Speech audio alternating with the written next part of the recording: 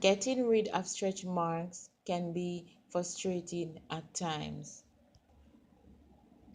Because of the different types of skin we have and the elasticity, there are 4 types of skin. Let's learn about your skin type. Oily skin, dry skin, combination skin, and normal skin. Once you know your skin type, you can able to treat your skin and follow the procedure that is given. You will know which treatment will work best for you. A pregnant woman. A pregnant woman can naturally have dry skin, but most pregnant women can also have oily skin. If a pregnant woman have oily skin, the pregnant woman can have a side effect of dry skin.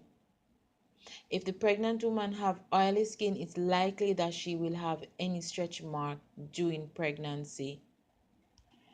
Stretch mark mostly cause from dry skin, and the elasticity in your skin need all the moisture and oil to stay in its natural form.